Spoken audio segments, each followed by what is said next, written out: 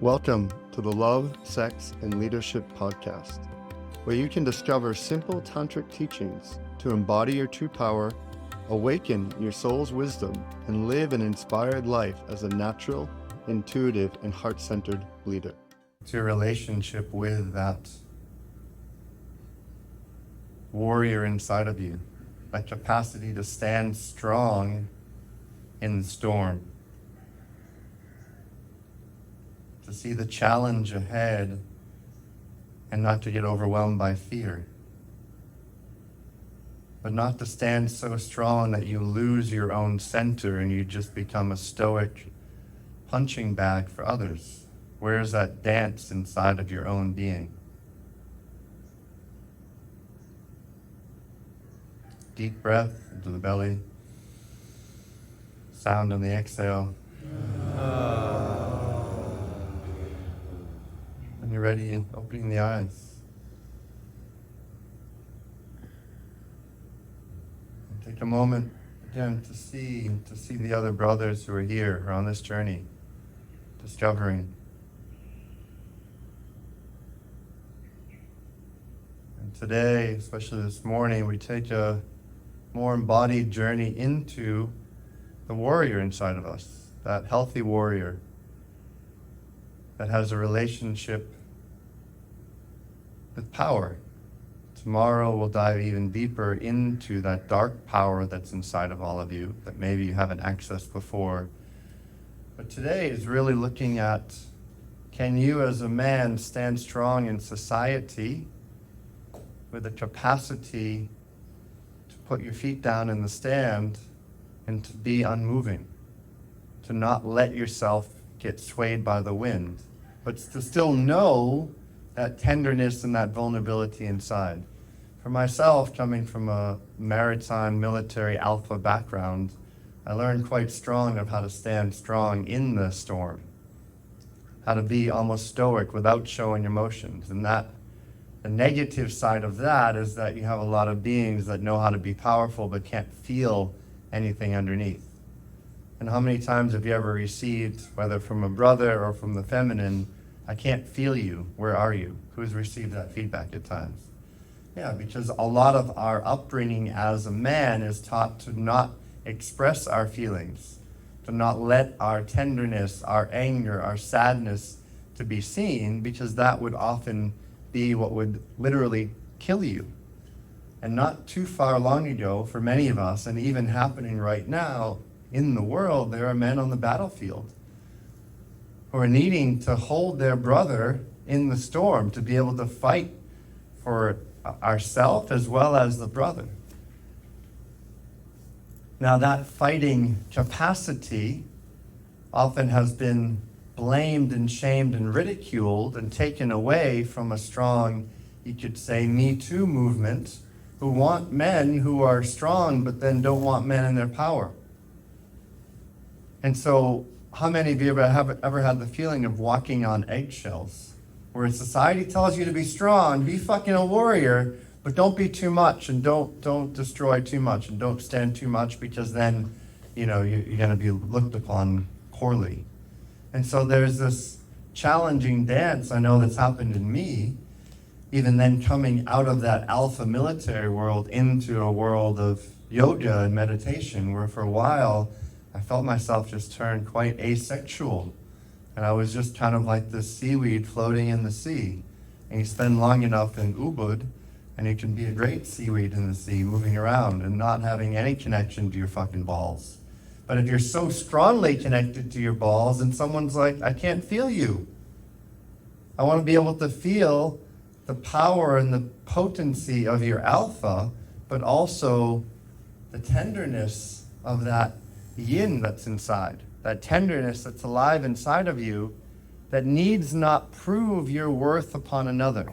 So some of the practices we'll be going into today will be an opportunity to look eye to eye with another brother and to recognize a part of you until you've run that energy inside that's wanted to destroy another man, that's wanted to rip another man's head off. Until you know that energy inside of you, then that energy owns you. that means that energy owns you in the place of you're going to blame and shame and ridicule all the places you see it on the outside.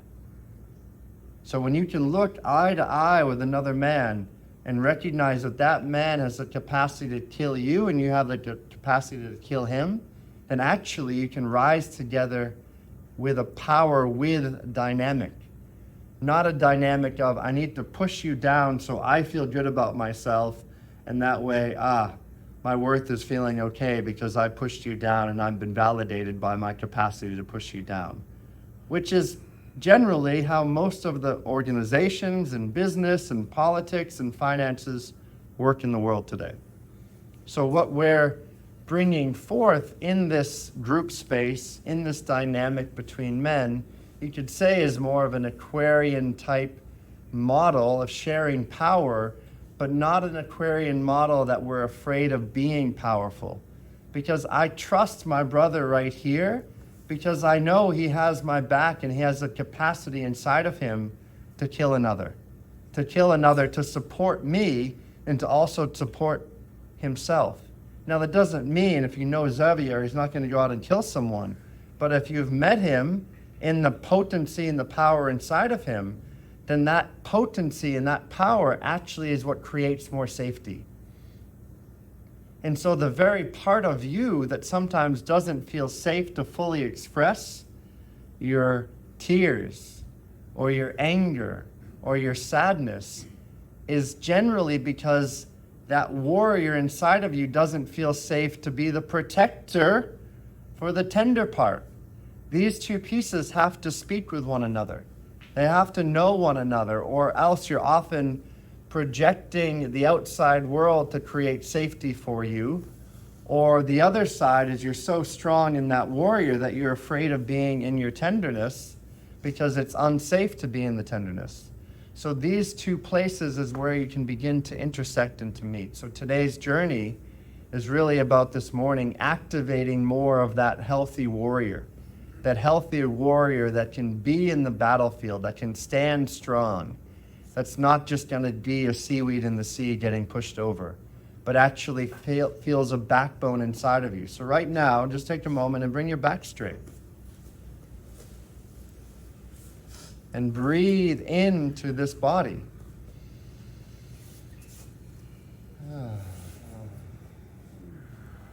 And now you have a single column of energy from the crown of your head down to the base of your spine. There's a rigidity to that. There's a strength to that. But if that spine is totally rigid without a capacity to move and flow, then you're just walking around stoic and not actually connected to the fluidity.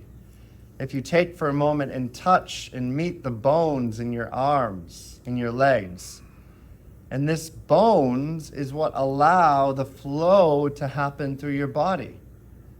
But if you're afraid of the structure, then the flow can't happen. And if you're only so immersed in the flow, then you don't know how to stand strong in the structure. So structure and flow, masculine and feminine, yin and yang, good and bad, kind and cruel. We're playing in the realms of polarity so that we can master polarity, so that we can utilize this compare and contrast, this good and bad, this high and low, this light and dark, not from a place of one being bad and one being good, but from a place of knowing thyself more deeply. So what you are afraid of will often be the very thing that you need to confront in order to own your true power more deeply. So as we're going into practices, remember this rigidity of your spine, this open your shoulders, this expanse that connects you to your root.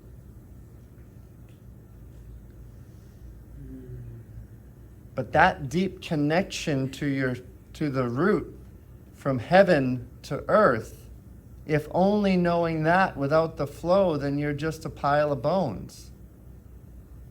And if only knowing the flow without the bones, then you're just floating and moving and hoping something happens for you in this life. Deep breath in.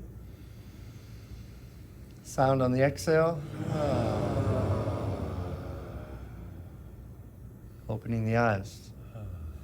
And so in a moment, we're going to go into a lot of practice, a lot of embodiment, because this is where the rubber meets the road. Just as we're doing here, there'll be moments where I'll speak into some of the concepts that we're diving into, and we'll take on that journey. And the other thing to keep in your awareness as we move into this healthy warrior, imagine that that healthy warrior is actually what creates safety for that inner child. Because how many of you growing up had a completely conscious, deeply loving, absolutely amazing father, unless you're Phil that brings his son to a men's retreat. I know, I'm playing with you. Of course, he had his own challenges, of course, to bring into his son's life, as every one of our fathers, as your father as well. And so, if we grow up with not releasing and letting go of that child's story because we're afraid of actually stepping into the power of our own being, then that child's story is actually what's going to be ruling and running our life. Any of you ever felt like you're just a big boy in a man's body? Yeah, and so this week we get to let that boy grow up, let some of those stories die, not die as if they're bad and we need to get rid of them, die from the place of where they're still controlling your life.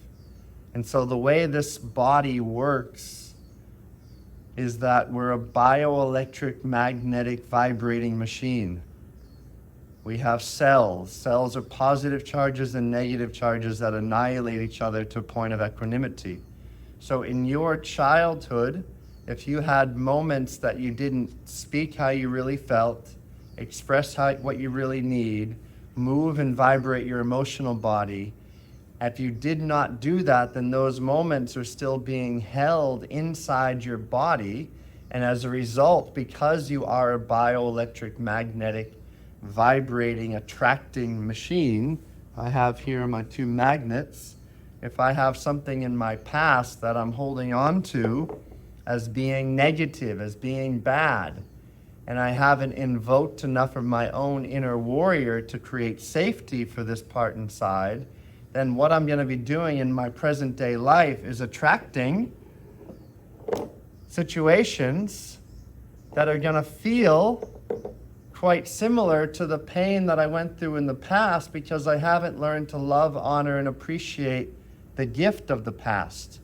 When that cell neutralizes, it finds the other side of something that we held on to be as being negative.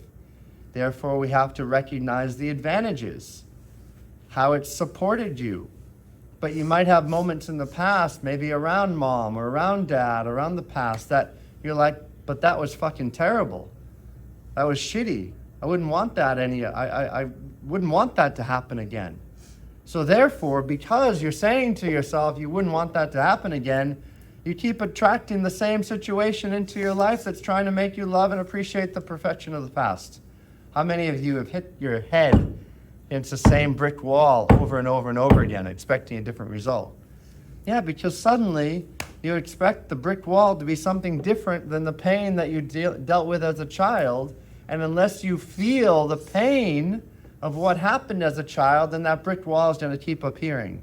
But when you neutralize, when you bring it to an equanimous state inside your being, and you have appreciation, not just from the mind, but from the body, then you no longer need to attract that situation in your life because you've learned to love, honor, and appreciate what it is. And part of that is activating that warrior inside of you that says, no,